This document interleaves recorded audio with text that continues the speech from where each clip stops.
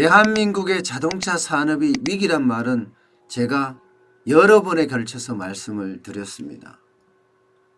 이 위기를 돌파하는 방법은 변화와 개혁밖에 없거든요. 그런데 그 변화와 개혁이 요원해 보입니다. 사실 전 세계 자동차 산업들은 모두가 한결같이 구조조정을 단행을 하고 있어요. 그러면서 미래차에 아주 신경을 바짝 쏟고 있습니다. 전기차라든가 수소차라든가 자율주행차라든가 등등 말입니다. 심지어는 나르는 자동차까지도 고민을 하고 있고 개발에 뛰들고 있습니다. 물론 현대자동차도 나르는 자동차 만들겠다, 수소차 만들겠다, 전기차 만들겠다 이렇게 이야기는 하지만 밑에서 안 움직여요. 밑에서. 쉽게 말하면 강성노조가 지금 자동차 산업을 어렵게 하는 것 아닌가 그렇게 예측들을 하고 있어요. 대한민국의 자동차 산업 3대 마지노선이 뭐였나 하면요. 국내 생산량 400만 대 이게 붕괴됐다는 게 첫 번째고요. 두 번째는 글로벌 판매량 세계 판매량도 800만 대 아래로 떨어졌습니다. 또한 수입차 점유율도 10%까지 올라갔어요. 그러니까 자동차 산업에서는 야 이거 큰일 났구나. 위기가 따로 없다. 이렇게 지금 이야기를 하고 있는 실정입니다. 실제로 지난해 우리나라의 완성차 업체가 생산한 자동차 대수는요. 395만 1000대입니다. 2018년보다가 1.9% 7만 8000대 줄어들었습니다. 그래서 연 400만 대 생산이 무너진 거예요. 이것은요. 글로벌 금융 위기 때 이후의 최소치입니다. 2009년 이후에 10년 만에 또 400만 대가 무너진 거죠. 왜 무너졌느냐?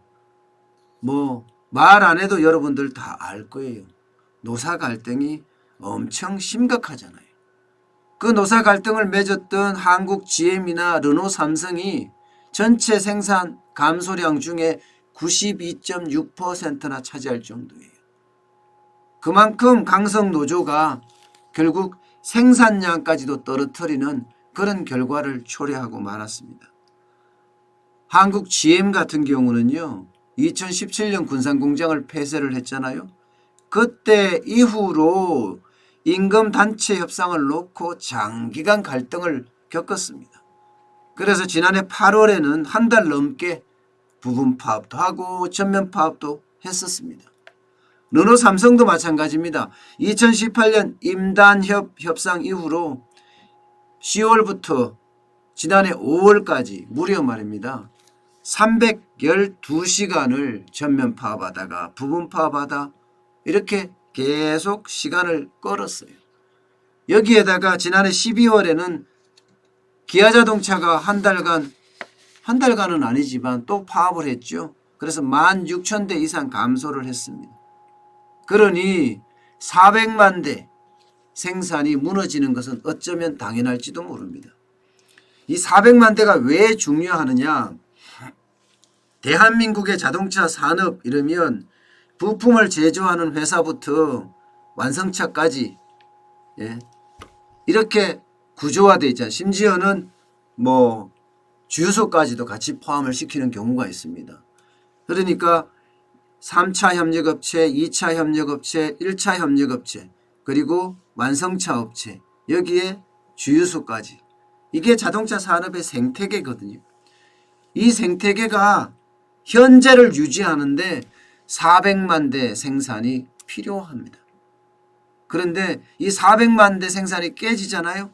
그러면 각 분야들이 다 구조조정이 일어나야 돼요. 완성차 업체도 구조조정을 해야 되고요. 협력업체들도 구조조정을 해야 되고요.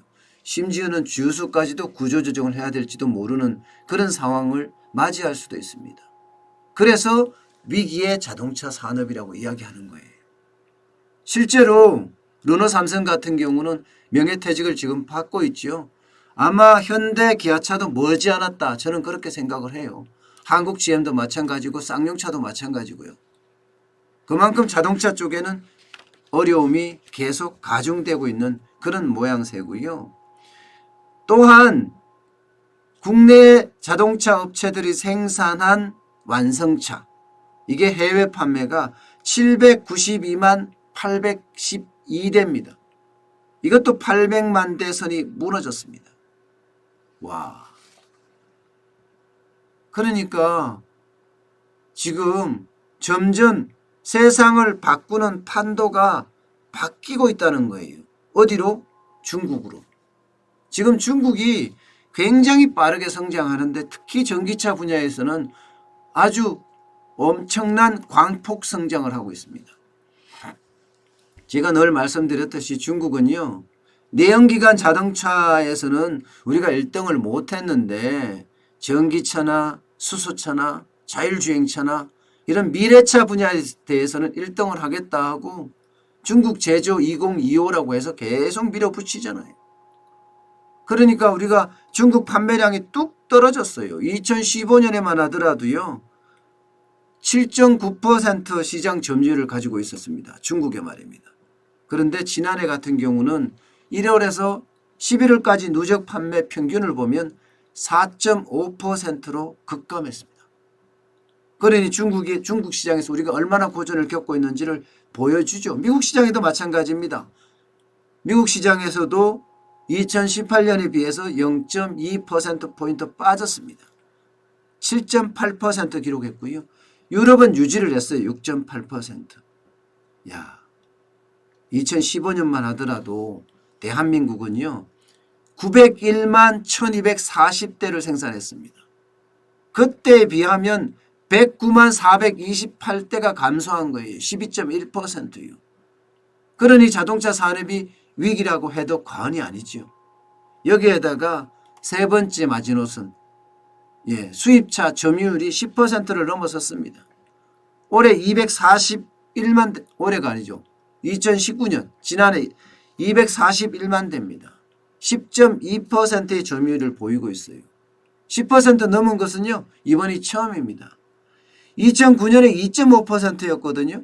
그게 2014년에 5.5%, 2017년에 8.1% 되더니 2018년은 9.3%, 급기야 지난해 2019년은 10.2%까지 올라갔죠.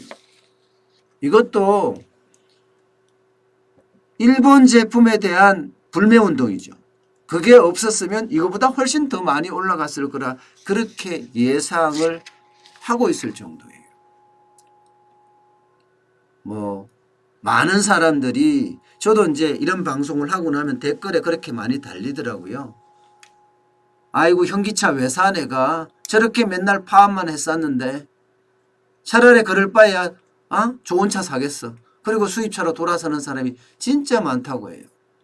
이게 국민의 정서를 전혀 감안하지 않는 노동조합 때문에 항상 지금 문제가 되고 있다. 저는 이렇게밖에 안 보입니다. 아마 올해 대한민국의 자동차 산업은 굉장히 위기를 맞지 않을까, 그런 예상은 하고 있습니다. 단지 우리가 얼마나 변화하는지, 또 그 변화 속에서 얼마나 기회를 잡을 것인지가 아주 큰 숙제이기도 할 거예요. 현대기아차의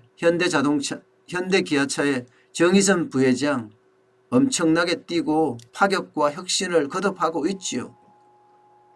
대한민국을 위해서라도 그 파격과 혁신이 현실이 됐으면 합니다.